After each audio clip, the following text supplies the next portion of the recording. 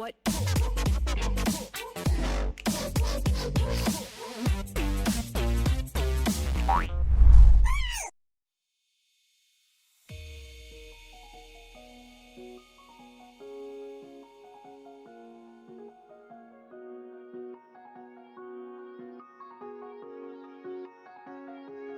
Shining through the dark, past 1,000 stars, we have come this far. Who we are is just a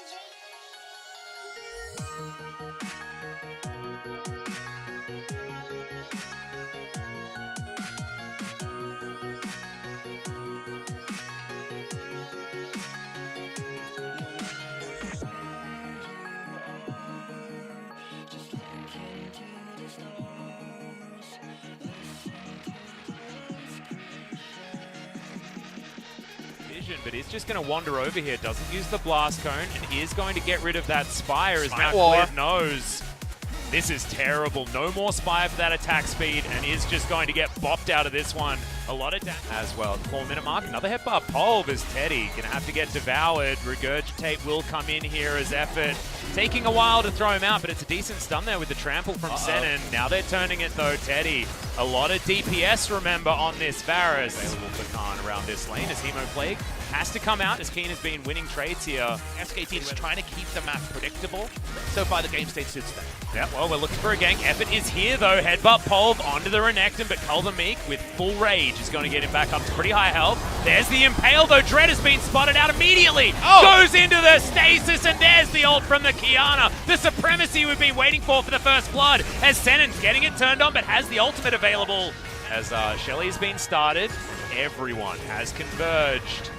Aiming, taking a little longer to get here, but they have slowed damage on this Rift Herald. Headbutt Pulv, but only onto one. Cannon Barrage flies forward, and immediately Effort is destroyed. But Hemoplague into the backline. Khan, Sanguine Pool is there. The barrel doesn't do anything, as Chains of Corruption may turn this one. A double stun, but Vision Control is there, and Faker is going to be able to grab a kill over the side of SKT. Flash Impale comes forward. Clid hasn't found the kills yet, though, as Yukao dives on forward. He thinks that this is his time, and Senin gets into the backline. He'll be able to take down the cow, as Afrika may have found the chaos that they've been looking for. W heal. Yeah.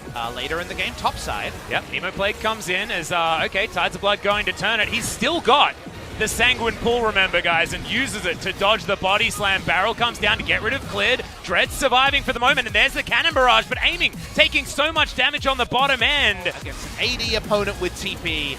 In all of the hype, the rotation happens. And speaking of rotations, looking for Keen. Yep, he's going to get stunned up there. Eats the oranges a little bit too late as the barrel comes down. Is going to be able to pop it, wanting to turn this, but doesn't have Cannon Barrage, unfortunately. So that's going to mean that's a very dead Pirate on the bottom side, and Faker gets his... Yeah, they have finally found some vision, though. But let's have a look. This abyssal voyage that led to the death of this Pirate that stuck around a little bit too long. So we were Shoujo and a cool item on Renekton. See it all the time in TFT, very rarely. League of Legends, you only really see it on SKT converging. A teleport is going to come forward as Khan makes his way towards the top side, finds a 4-man Hemoplague, gigantic damage, but there's the supreme display of talent, not actually getting the value that it wants, as the Cannon Barrage is very late. Yukao survives for a while, but eventually will go down, and Aiming just can't find the skill shots. Flashed on and obliterated by Faker as Keen is running for the hills. He's seen these abyssal voyages, not quite able to get the damage. Yes, the passive enough in the end.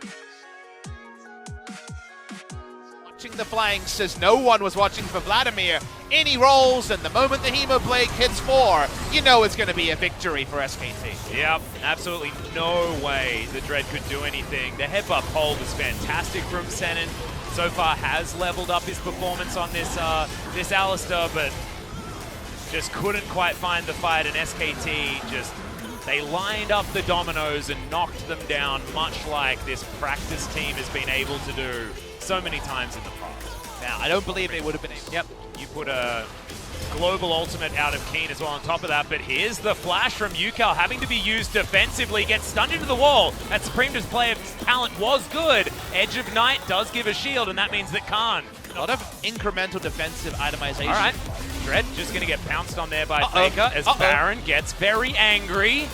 Oh, the last auto, he is dead! Display of talent, but UCal is going to have to show it. Aiming, feeling pretty safe here, but remember, Faker can close distance pretty effectively.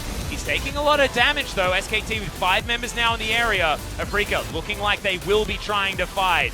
Dread is going to be up 8 seconds. He's never making it to this fight.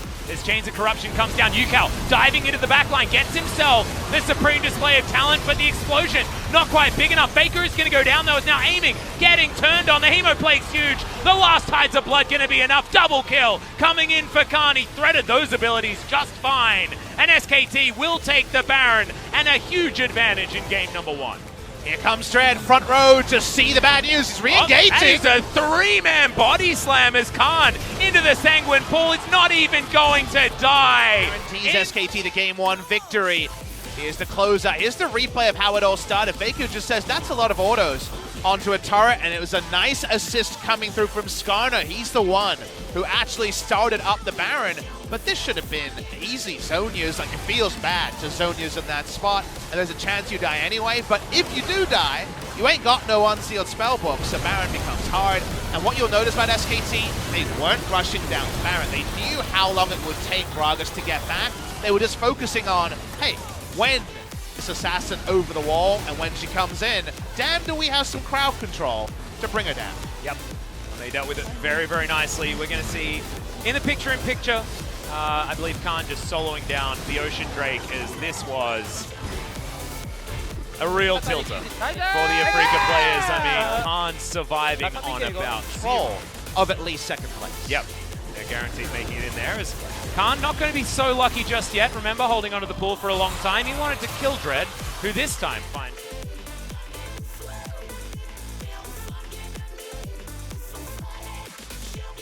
a brush as Faker going to face check him. And there's the headbutt pole. Cannon Barrage coming in as well, not doing a heck of a lot of damage as Teddy takes a small spattering up until that Baron, and where everything went wrong for Afrika. Flit gets the flash, gets the impale, and that is a very dead Gragas. I believe Zhonya's was even on cooldown at that stage. And SKT, it's feeling very elementary. Khan, he knows this feeling, but this time he's got backup. Effort is going to make his way in. Faker teleported, gets into the backline. Cull the Meek to get all of his health back, as Keen has to eat oranges to get out of the way of the open maw of this crocodile. Teddy moves over as well, and Afrika just... I grew up a little bit and realized that storytelling in that book was absolutely amazing. Goblet of Fire is the one we're talking about here. Is Khan? No, Order of the Phoenix. Order of the Phoenix. That's right, Order of the Phoenix. As, yeah, Keen, we are trading a lot of abilities here. Ultimate finally comes down as Keen getting it turned on. True Shot Barrage not going to be enough. Keen going to flash, gets out of the Tide of Blood range. When you have a lead like this, is with SKT as UCal. He's just trying to find his way in. Faker has to go into his Zhonya's, as he is going to get knocked down to the Guardian Angel. Now, UCal moves his way in, still hasn't used that ultimate just yet. Does eventually throw it down, but it is not going to be enough, as Effort is going to get turned on. He's going to have to flash, has himself the thick skin, but remember, doesn't last quite as long now as aiming. Wants to find the Mystic Shot, is going to be able to do it. Drake is going to be the trade that SKT's inhibitors. 3 minutes on the Baron. Afrika could stabilize, and Faker finds himself a little bit too far up. It's because SKT are trying to do too many things. They're trying to play 3 lanes against an assassin comp that already lost its inhibitors, so has the ability to run down one lane and make something happen. They had just zoned away Vladimir, so there was no way Vladimir was going to be involved. If you look at the cooldown bar, there are no teleports available for the Vladimir, for example, so see hero, kill hero is actually a pretty viable thing to do with the high mobility of effectiveness, given that UCal's got a pretty dull blade. Well, that's some Chains of Corruption landing there. Faker looks for his way in, but Dread is going to use that Zhonya's. Khan finds his way into the backline. Baby! Oh my god! The explosion of damage. Ezreal was there for a second, gone the next second. Unbreakable will, but I believe it's going to be broken now. UCal comes in and says, guys, where did you go? I was looking for a flank, and this is just a 1 versus 3. He is mopped up easily, sliced, diced, prepared for dinner, and SKT looking for the game number 1 win, and they'll find it. Nexus turrets will be taken down.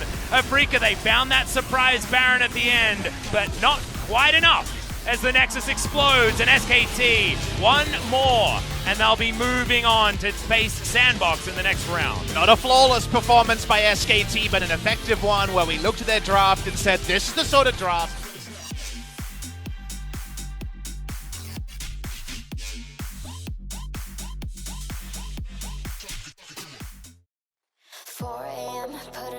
shoes. Gotta get outside, gotta leave this room. There's just too many things that remind me of you.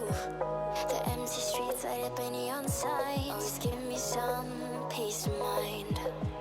But they don't seem to work tonight.